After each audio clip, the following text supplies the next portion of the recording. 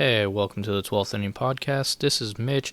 Before this episode gets started, just wanted to let you know that Richard did have a little bit of audio issues on his end. His mic didn't fully cut out this time, so luckily we didn't have to deal with that.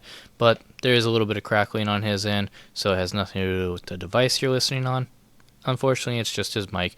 We are not professionals yet. We're getting there. But enjoy the episode. How's it going, everybody? Welcome to episode 3 of the 12th Inning Podcast. My name is Rich, here with my buddy Mitch. And on today's episode, for the Seahawks portion of today's episode, we're going to look at our 3 stars of the week. Now, this is something that we're going to be doing moving forward. And just to quickly explain, our 3 stars of the week are going to be 3 star is going to be our top best things of the week. 2 star is something that could be better, could be worse, and then our 1 star is something that significantly needs to improve. Think of it like a star rating when you're completing a level in a video game.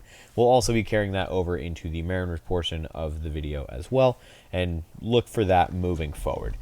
As well, in this episode, we're going to go over just our overall feelings with the Steelers game, aside from our specific points that we'll mention in our stars section, along with, after that, looking forward into the Saints game coming up on Sunday. Now, we're also going to look at the power rankings. We'll use the Yahoo power rankings and kind of take a look at where the Seahawks are, as well as some of the other interesting points as well. As far as our Mariners portion of today's video, we're going to go over our overall feeling of the last week or so with Mariners baseball, going over our 3 stars again for the Seattle Mariners this last week, and then looking ahead at the next couple of series, and then into looking at the playoff picture for this upcoming playoff. Things are getting real interesting on the Mariners side of things, but yeah, if that all sounds good to you, let's strap in and let's get right to it.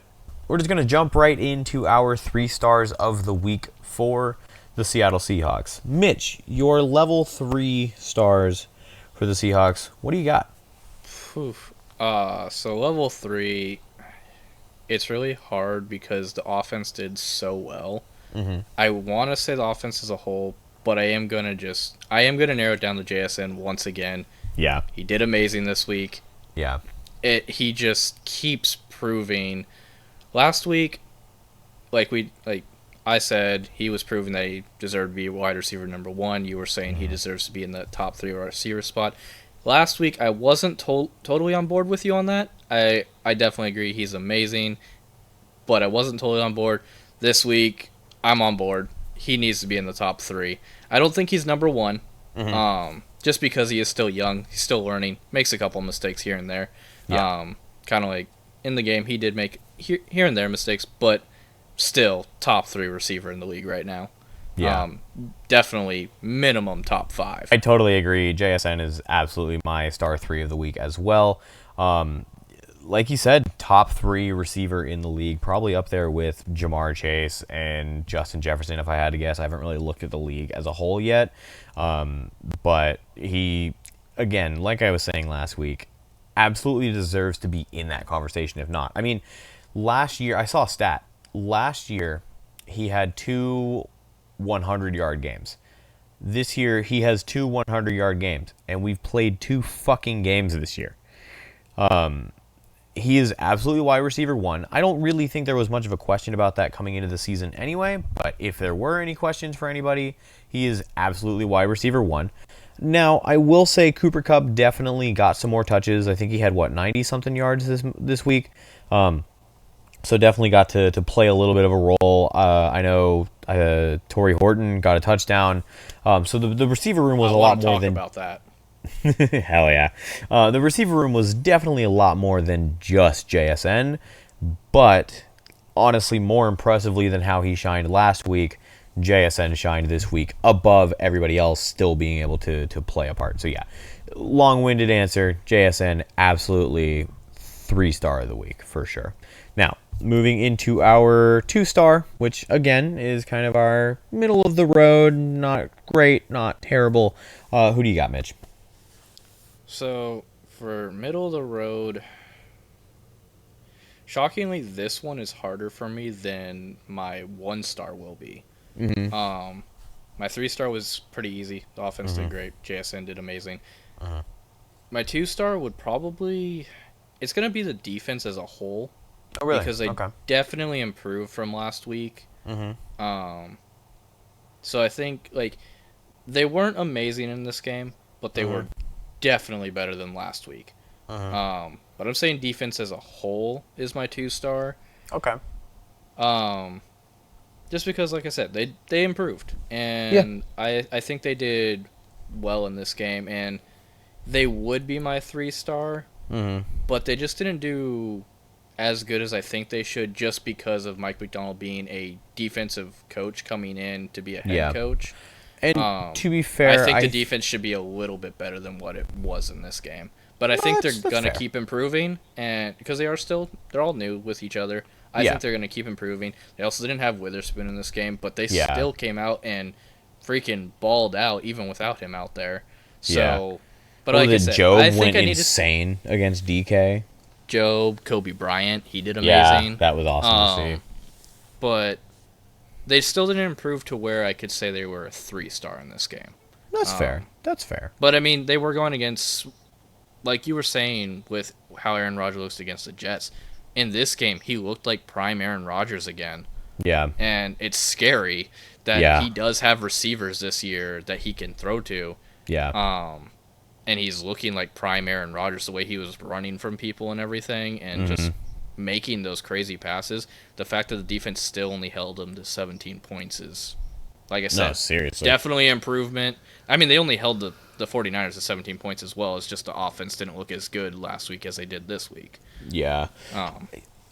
But yeah, that's why the defense would be my 2-star. Honestly, I'd have to agree with you. So, full transparency, I didn't really get to watch this game as much, and I've only really gotten to catch up with like listening to some podcasts and things like that. I was just busy this Sunday, so I wasn't able to watch as much. But from what I've watched, I definitely would agree with you that the defense was definitely middle of the road. Improved, not as sore of a spot as they were last week, but definitely can be better, and I look forward to them getting better. I will say, and I feel like I'm touching on what your 1-star might be from our prior conversation, I think Rick Woolen took a step forward, but I do need to see more from him. But it did look like he gave a shit this week. Because something that was really interesting last week was Mike McDonald sounded pretty fucking pissed, honestly.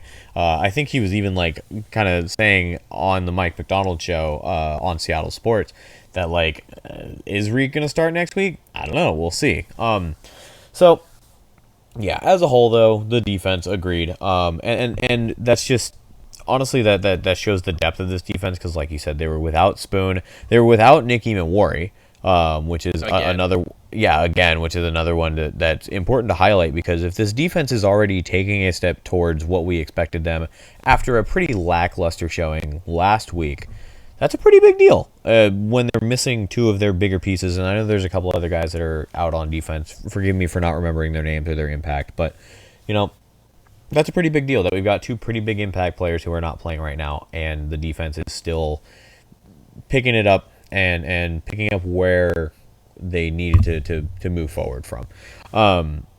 Now, going into our 1-star of the week, the floor is yours, Mitch. So, okay, like you already said, we talked, off screen and everything about it. My 1-star is Rick Woolen again this week. I will say yes, he did take a step forward. He's still making mistakes, in my opinion, that a starter should not be making. Yeah. If he was a rookie, if he was a starting rookie, I would totally understand these mistakes that he's making. He is making rookie mistakes. Yeah. And not a ton. Not enough to where they're 100% losing games because of him or the game is too close because of him. Now, yes, last week kind of was on him on why we lost that game, but we also shouldn't have been in the situation where it all relied on him failing those two plays that he did fail. So I'll never blame Rick Woolen and say, oh, it's 100% his reason we lost to the 49ers. And it's definitely, and the Steelers game wasn't close, but it's just, he's making it was closer than the score looked. Yeah. He's just making little rookie mistakes that should not be happening with the years that he does have under his belt, which is why he's my 1-star. Yeah. But I'm I'm still not in the boat with everyone else saying get him off the team, don't re-sign him, put him on the practice squad, all this Hey, stuff. I am a little bit in the boat of people that are saying maybe we don't let him be a starter next game. You know, get him still some reps in there, like put him in here and there, but maybe we let his backup see how they do. I am yeah, in that boat right now, but I'm also willing to give him that third week. If he yeah. does well next week, hey, good, he improved. If he doesn't, then we definitely need to think about maybe at least putting him as a second string and letting the backup be the starter. Yeah, yeah, that's fair. Because Also, we pause. cannot afford for him to make those mistakes against the Cardinals. Definitely agree that it might not be a bad idea to move him down the depth chart, just at least for a week, maybe two. Because keep in mind, like, this 1 star doesn't necessarily mean that, oh, he needs to be kicked off the team or anything like that. The 1 star is, this is what our focus is for next week to improve. That's his game, that's his position. It doesn't necessarily mean that we think he's the absolute worst part of the team. It's just one of the glaring issues that we think needs to be improved. So don't get confused. He's still a star. That's why it's a 1 star. He's still earning something. And it's yeah, just, I still love him on the team. Like, yeah, absolutely. I don't. Like I said, I am not in the boat of kick him off the team, don't re-sign him, put him on the practice squad, any of that. And I do not agree with that. That is Yeah. an extreme, especially when everyone jumped on that boat Yeah, after one game. ridiculous. And then, like in this game, he improved. I absolutely trust Mike McDonald and the defensive coaches to help knock some of those rusty points to help get him, because like I said last week, he's disciplined, he's an athlete, and I think correct me if I'm wrong, but this kind of feels like the first time that he's really come under scrutiny from the fan base, from Coach McDonald. And so I think that this is where you can really start to see some changes in Reek's game. And the fact that he had a pretty decent turnaround from last week to this week gives me a lot of confidence that he is just going to continue to improve this season. And maybe I'm wrong. We'll have to see in a couple weeks. But I trust this team. I trust the coaches. They haven't given me any reason not to yet. Yes, there have been some things that the coaching staff may need to improve on. Don't get me wrong. Every coaching staff, even Sean McVay with the Rams, who's like touted as one of the best coaches of all time, like everybody needs to improve. But I absolutely believe that Reek has the talent, he has the raw ability, and he will get better. He will become what we've expected. It is taking longer than I feel like it should have. I do not feel like he's living up to expectations in terms of how quickly he's progressing, but I don't feel like he's going to completely miss those expectations when we look back on his career in 8, 9, 10 years. Yeah. I mean, the coaching staff last week was on the bad part of this, so it would have been 2-star this week. I don't have any notes for the coaching staff this week. They definitely improved on their play calling. Everybody improved in some way understood or the another. assignment, and yeah, like the entire team definitely just proved what we were saying last week of they were all new with each other. Yeah. They didn't know each other that well. They weren't gelling. Like, yeah, Sam Darnold and JSN happen to be on the same page. That's because JSN's just amazing. He's just that good. And Sam Darnold's a veteran. He can read defenses. Yeah. And, like, yeah, he has thrown interceptions. But what quarterback doesn't, unless like Sam Darnold is not Josh Allen. Sam Darnold is not Jalen Hurts. Sam Darnold is not Patrick Mahomes. He never was going to be. And anybody who thought that he was going to be coming into the season is delusional. Sam Darnold is not those guys, but he is an above-average quarterback. He is an above-average starter, and he's going to play like it in this system, and he has already. Being above average, though, still means that you're going to make mistakes. Being elite still means that you're going to make mistakes. No quarterback is perfect. Just be glad he's not Jameis Winston. yeah, even Patrick Mahomes, who is really good, throws interceptions. Tom Brady, greatest of all-time quarterback, and he threw interceptions. Literally. To the Legion of Boom, by the way. Any other overall things that you kind of wanted to point out from the Steelers game? Oh, boy, game? do I have overall for this game. game. Oh, boy. Let's go. All right. So, honestly, like I said, offense was amazing. The main thing I want to talk about as far as overall, freaking amazing. Didn't know it until going into this game and the announcers started talking about it. We were on a 22-game opening drive touchdown drought. We had not scored it. Oh, wow. We had not scored an opening drive touchdown since December when we played against the 49ers. Wow. And Geno Smith threw it to DK Metcalf for an opening drive touchdown. That was in the 2023 season. Damn. The whole 2024 season, we did not score a single opening drive touchdown. Wow. Yeah, there's an improvement for you. And what I love about it is this drought was broken by Sam Darnold throwing the first touchdown of the game to Torrey Horton, a rookie, an undrafted rookie.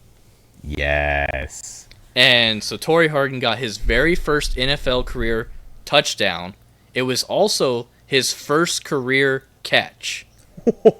I love moments like that. I So think his first NFL career catch was his first NFL career touchdown, and it also broke our 22-game opening drive touchdown drought.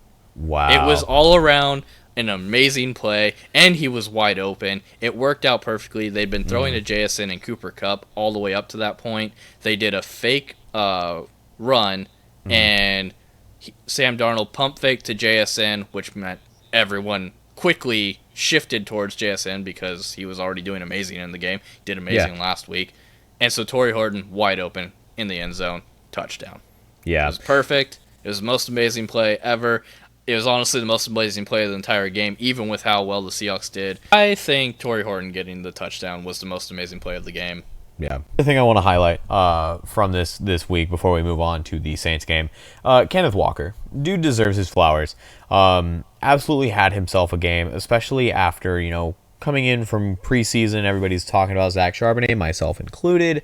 Some people saying like, hey, maybe we need to trade Kenneth Walker, and get the value out of him while you still can. And dude absolutely showed why he is still a force to be reckoned with on this team. Also want to highlight there was a specific play. I think we were just outside of the red zone. It was towards the end of the game. Oots had a beautiful block on the outside, allowed Kenneth Walker, who really just needed to get into field goal range. He said, nah, fuck it, man. I'm going in for 6. And that was off a fantastic block by Oots. I think Gray Zabel was also held up, one of the defenders there too. So just wanted to real quick give Kenneth Walker his shout out. Now what's funny is Zach Charbonnet didn't really do amazing on the ground game this week. So it kind of seems like right now one does good and the other does bad. So hopefully late as the season continues, we can kind of start to balance that scale a little bit. But the run game had themselves a better game today, which is really exciting considering the fact that the passing game did really good. And like you said before, overall the offense deserves its flowers. Defense took a step forward. Special teams was solid, which is great. The Seahawks have not had a good special teams in a long time since Nepo Baby Harbaugh became our special teams coordinator. So really, really happy to overall with this performance from this week, and gives me a lot of confidence in this team moving forward into the Saints game.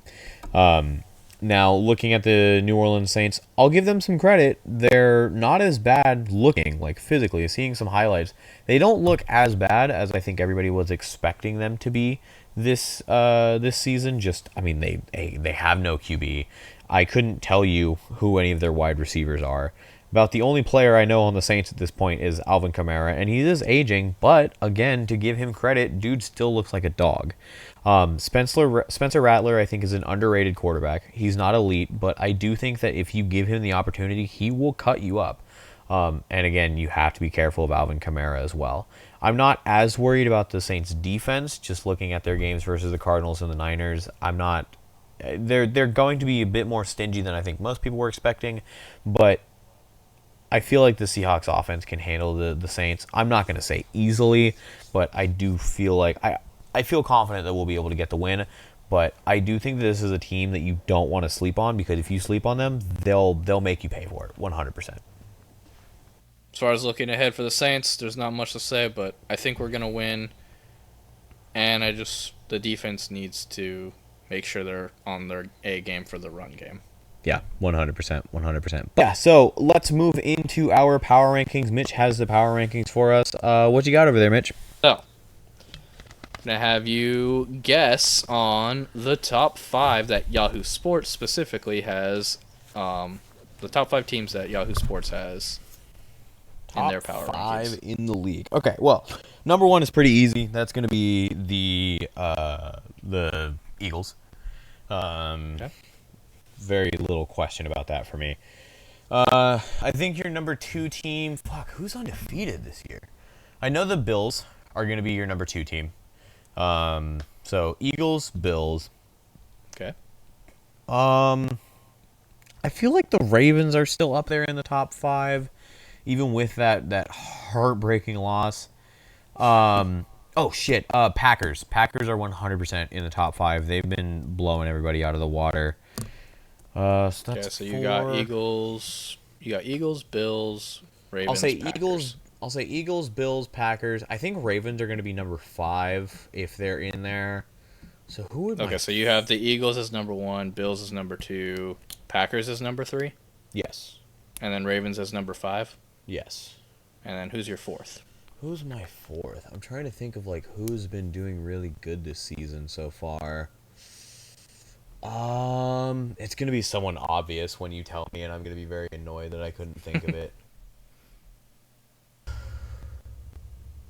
I don't think the Lions are in the top 5 right now because they had a pretty rough loss week 1. They looked better in week 2. The Chiefs shouldn't be in the top 5. They're 0-2. I think that's why I'm having a hard time, is because usually I'd say the Chiefs. Yeah, that makes sense. Who's everybody high on? You know what? I'm going to say the Rams, because everybody seems really high on the Rams, and they are 0-2 right now. But I'm not super confident. I can't They're think of 2-0, anybody else. but yeah. My bad. Did I say 0-2? You did. I know that's what we were hoping, but unfortunately. Yeah, I just can't think of anybody else that I would put in that position right now. But I don't think it's the Rams at number 4, but that's just what I'm going to go with, because I'm forgetting somebody obvious. I know it. Okay, so you weren't too far off. Okay. But I'll start from number 5 and go down to number 1. Okay. Or up to number 1.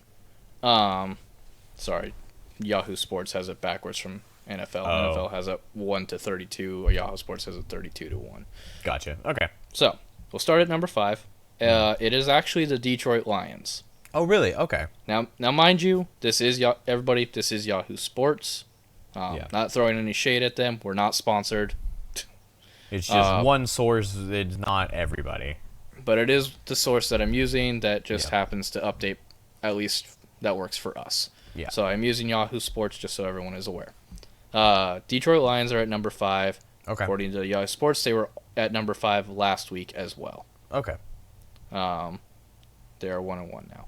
So, at number 4 is the Baltimore Ravens. They were at number 4 last week as well. And I had them at number 5. Okay. You had at them at number 5, yes. Damn, and I thought about putting the Lions on there too instead of the Rams. I will tell you where the Rams are at real quick, just because you had them there. The Rams are at 7th. They were at 12th last week. Okay. So they've yeah. moved up 5 So I wasn't spots. too far off thinking they'd be in the top 5. Okay. So anyway, and then, just real quick, number 5, Detroit Lions. Number 4 is Baltimore Ravens. Mm-hmm. Both were at those same spots last week. And then 3 and 1 are actually going to be the shocking ones for you. Number 3 are the Philadelphia Eagles. They Really? They were number 1 last week. They're number 3 this week now. Why did they go down? Let's see. They beat the Chiefs. According to the guy who posts for Yahoo Sports, speaking of which, his name is Frank Schwab. Thank you, Mr. Schwab. So that is who writes for Yahoo Sports Power Rankings. According to him, the reason he has them at number 3 is just because their offense hasn't quite looked on track yet. They're doing well, but they don't look like they did last season. Yeah, okay. I can get behind that. He says they are an elite team, but their offense just isn't looking as good as he thinks they should, so they have moved down to number 3, even Okay. with the win. Yeah, I can get behind that. Number 2, you were exactly right. That is the Buffalo Bills. They were number 2 last week as well, so they haven't moved at all. So the number 1 is the Packers then. And the number 1 team is the Green Bay Packers. They were 3rd last week, so the Eagles and Packers switched spots. Yeah. He does have, as far as the Bills, he says the Bills could be the number one team. Josh Allen is awesome. Still, they needed a miracle to win week 1, and the defense gave up 40 points in that game. The Bills look very good, and there's time for them to move up a spot. I just prefer the Packers start more. The Packers have looked dangerous this year. I don't know how much you've been paying attention to the overall league, but the Packers look, oh God, they're going to be.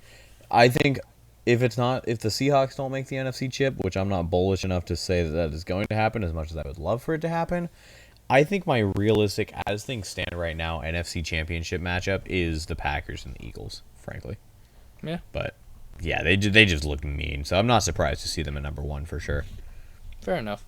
On to the next part, which is, where do you think the Seahawks are ranked according to Frank Schwab of Yahoo Sports? I'm going to say he has us at 14. You would be incorrect, sir. Unfortunately. Too hopeful. I will tell you who is at the spot you guessed. That is the Arizona Cardinals, who are also 2-0. Yeah, right. They were at 18th last week. They are now at 14th. And where the Seahawks actually are, they are ranked 19th. No, it was close. They are ranked 19th. They were ranked 23rd last week. Okay, we're moving up, and I think 19th is fair for right now because there are still enough questions surrounding this team, I think, to not really warrant putting us up. But if we can take care of business versus the Saints and make it not very close, I could see us being in the top 15 of the league. All right, and final part of power rankings. Go ahead and guess the bottom 3 teams. So number 30, 31, and 32. Panthers, Browns, and you could put the Bengals down there now that they don't have Joe Burrow. And we'll say the Saints, actually. Panthers, Browns, Saints. 32 Browns, 31 Panthers, 30 Saints. Okay. So let's see. What do you got here? I wouldn't be surprised if I'm wrong on all 3 fronts on this one. Except maybe I'd be shocked if the Browns aren't in there. So you're not fully wrong. Okay. You said 32 was the Browns? Yes. Wrong. It is the Saints, and they were previously ranked 32nd, so they didn't go anywhere. I feel like the Saints have been better. Okay. I know they're not great. Don't get me wrong. I don't think the Saints are amazing, but I don't know. I feel like they've been better than last. So, yeah, they haven't improved. They haven't deproved. So they were 32 last week. They're still at 32. Mm-hmm. And then 31 is actually the Dolphins. Oh, I should have thought of the Dolphins because they look fucking helpless this year. So I take it back. I don't know ball. They were 31 last week. They're 31 this week. And then at number 30, the Browns. They were 29th. They were ranked 29th last week. They're now ranked 30th, so they've gone down a spot. The Panthers are 29th. They were 28th last week, so they also went down a spot. If I had thought of the Dolphins, I probably would have said the Dolphins over the Panthers anyway. Damn, yeah. So, yeah, You had the Browns and Saints, at least in the bottom 3. It's just the Dolphins instead of the Panthers. But the Panthers are very close. They are 29th. So yeah. So I was in the right ballpark. The only other team that you even mentioned was the Bengals. The Bengals are ranked 18th. They're ranked just above us. And where did they drop from? 14th. Wow, I would have expected them to drop a lot worse. But okay, cool. All right. And that will about do it for the Seahawks portion of this podcast. All right, let's move our way on over to the Mariners. Okay, so starting off with the Seattle Mariners portion of today's video, we're once again going to do our 3 stars of the week. Just as a quick refresher, star 3, that is our top performers, top, what we loved from this week. 2 is going to be not great, not bad. And 1 is obviously going to be the thing that we think needs the most improvement, or the thing that we need to highlight as the downfall of the week or game, whatever it is that we're doing. So, for my 3-star, my level 3 star of this week for the Seattle Mariners, this might surprise you. It's got to be the bullpen. The bullpen Okay. was lights out this week. The bullpen kept them in games. Even though the offense did solid, don't get me wrong, they weren't as helpless as they often tend to look. The bullpen kept you in it. For the first few games of this homestand, specifically looking at the Cardinals games, the starters did not go nearly as far as you wanted them to, but the bullpen kept it together. I think they went 30-plus innings over this week-long stretch, and they only allowed one single earned run all that in that entire time period, covering a ton of innings with a ton of strikeouts and only one earned run. This bullpen kept you in games that you needed to be kept in, and kept the Angels just put their foot on their necks when they needed to. This bullpen absolutely 100% gets so much love for this week. Honestly, I would be willing to broaden that to pitching as a whole, but we'll save that for a little later. But the bullpen as a whole, absolutely my 3 stars of the game of this week. It was good to see, and I think the reason why I'm so excited about the bullpen, sorry I'm spending so much time on it, but they weren't supposed to be good. That's what the 3 stars for. What? That's what the 3 stars for. Yeah, the bullpen. These guys are not supposed to be elite. They're supposed to be good, but every single one of these pitchers, guys like Jose Castillo, who you picked up from waivers and then had to DFA because you needed to make room for another pitcher because everybody had pitched so much. Like Jose Castillo, Luke Jackson, just all these guys, like obviously your guys like Munoz, Brash, Vargas, Edward Bizardo, Spire, like all these guys did well like you expected. But Emerson Hancock, who for those of you who somehow don't know this late into the season, he was starting pitching earlier this year, and they recently moved him to the relief pitching position, so that way he can still play a role in this team moving forward to the playoffs. And he was fantastic. He's really, really starting to come into his own as a relief pitcher. And I don't know if that's going to necessarily be his permanent position moving forward for the rest of his career. But for right now, on this Mariners team, who has 5 set starters, absolutely is just showing out. This bullpen was fantastic. But what about you, Mitch? Your 3 stars of this week. My 3 stars would just be the offense as a whole. Mm-hmm. I thought they were amazing. They, especially in the latest game that they played, just dominant. So my 3 stars would be the offense as a whole. Yeah, I wouldn't disagree. So moving on into my 2 stars, I'm actually going to stay on the pitching route. With my giving my 3 stars to the bullpen, I'm going to give my 2 stars to the starting pitching. They did solid. They did fine. But I still needed to see a little bit more. The beginning of this homestand, like I was mentioning, they struggled to kind of go deep into games. But then when you really needed them to, Luis Castillo pitched an amazing game. He went, I think, 7 innings, 6-7 innings, 6-7. George Kirby, he did awesome. He did awesome. He went 7 innings, 14 strikeouts, tying his career high, which he also did against the Angels. Also, I can't believe I haven't shouted him out yet. Brian freaking Wu broke his strikeout record with 13 strikeouts against the Angels. Starting pitching absolutely gets the 2 stars. Definitely some things to be improved on. Still a little shaky here and there, and obviously we don't know what they're going to look like going on the road, but they absolutely did enough to get that middle of the road shout out for sure. So this was actually the part I didn't think you would fully agree with me on, but I'm 100% was thinking starting pitching. Because I was going to say pitching, but that was like when I had said that I didn't think you would agree with it. It was also when I was still kind of in the middle of watching some of those games. But after watching it, I also agree like the bullpen did great. I just think the offense as a whole was my 3-star. But starting pitching 100% gets the 2-star for me because it was the same. I thought they did amazing, but there were still parts where I'm like, ooh, they could have done better there. 100%. And honestly, this week was so positive that it was kind of difficult for me for a second to think of who I was going to give the 1-star to. But in all reality, my 1-star for this week is going to have to be, unfortunately, Gino Suarez. He's on a pretty bad cold streak as of recent. He was struggling when he came back to the Mariners after getting traded from the Diamondbacks, but he started to heat up again, and then now he's just cold. I think he's 0 for 27. He's had some hard hit balls. I'll give him some credit for sure. Like he's not only striking out or anything like that, but he's just really really struggling, and that was kind of on display with the fact that the Mariners were doing so good. But also, to be fair, it's kind of a testament to just how deep this lineup goes that Gino Suarez has been ice cold, and you kind of haven't really noticed because this team has just been playing so well. So, to get my 1 star for this week, I think that's going to have to be Gino, unfortunately. Okay. My 1 star for this is it for me. It's kind of the hustle that I was seeing out of the defense.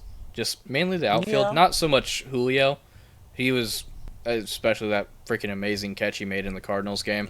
That was absolutely just like I said, amazing. But he was the only one I was really seeing like actually hustle in the outfield, which I mean makes sense. He always is. He's the center fielder. He's supposed to. But he was the only one I was really seeing like actually hustle for the ball and try to get those outs, even though they probably weren't going to happen. Yeah. And then you had Randy Arozarena and I guess it changed every once in a while between who was actually in left field, but I know Randy Arozarena was out there, and then there were other dudes out there. Dudes. But it was just right and left field. Whoever was in right or left field, they just, for me personally, they weren't hustling enough. I think there needs to be a little bit of improvement on the hustle from both left and right field. Can't expect Julio to do it all.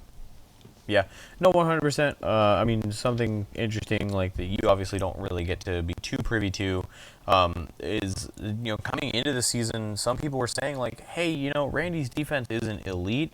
Maybe we put him in the DH position and we put Luke Raley in the left field position. So that has been something that has been an ongoing issue. It's been hit or miss, unfortunately. But yeah, I mean, I think that's a totally fair 1 star for this week. So.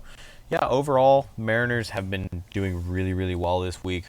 There's honestly, it's hard to talk about some bad, just because they have done that solid. So honestly, there's not much to talk about as far as overall for this team because we kind of covered it all. As far as this team has done really, really well. They've gone 9-0 now. They completely swept the homestand, sweeping the Cardinals and sweeping the Angels. This was exactly what you needed, especially with the Astros dropping a few games. The Rangers have, they've been trying to sneak their way into the playoff position, into the wild card. And I'll go over the wild card picture, the playoff picture here in a second. But you're playing well when you need to. You're building that momentum that you need when it comes to now we're going to be going on the road. We know that this team knows how to play at home. We've seen that time and time again, and we've seen that once again with this homestand.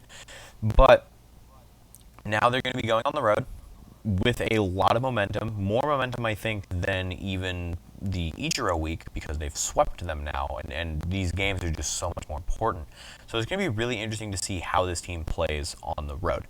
Looking ahead at what we can expect as far as the Mariners' next few games, they had an off day on Monday. And then they will be playing a 3-game set versus the Royals. Now, this series was supposed to be a little bit more important than I think it's going to be now. Now that the Mariners are kind of mainly eyeing a division spot and not so much focusing on who's behind them in the wild card spot, it's not as imperative that you beat the Royals, but you still need to just for the overall playoff picture, but you're not necessarily tasked with having to bury the Royals. They've slid themselves, and they're honestly just about out of it. Now, obviously, you don't want to get swept. You still want to win this series.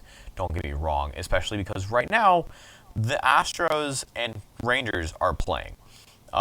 So either one of those teams winning on a day that you lose is kind of detrimental because the Astros winning on a day that you lose means that they jump ahead of you in the division, which the Mariners are now first place in the division for the first time for the latest point in the season since 2001 when they last won the division. So catch me getting hyped over here. And the Rangers, they've been trying to catch up in the wild card. So if you lose on a day that either one of those teams wins, that's scary. You really can't afford to be doing that this late in the season. So really important that you win this series against the Royals. I'm never going to hope for a sweep, or I'm never going to ask for a sweep, but would love to see a sweep. But then, after that Royals series comes the big one.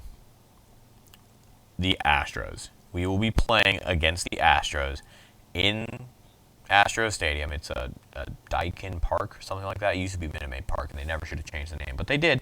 They will be playing on the road in Houston, and that is basically a playoff series. That is a playoff series before the playoffs have even begun, because that series may very well decide the division. Because, like I said, the Mariners are right now in first place. They gained sole possession of first place as of the final game against the Angels. Now, they are only half a game up on the Astros right now, because the Astros did beat the Texas Rangers while the Mariners were off, so the Rangers get to gain a little bit of ground there. But that series is just insanely important. And that's honestly it as far as like looking ahead. After that series, then you face Colorado at home, and then the final series at home versus the Detroit Dodgers. And like I begged you last episode, please don't make the final series of the season against the Dodgers be important for playoffs.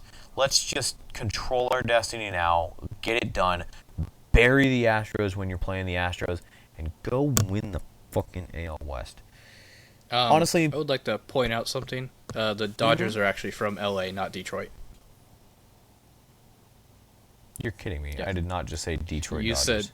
said Detroit Dodgers. Looking real quick at the playoff picture, I've kind of touched on it. Again, the Mariners are first in the AL West. They are half a game up on the Astros.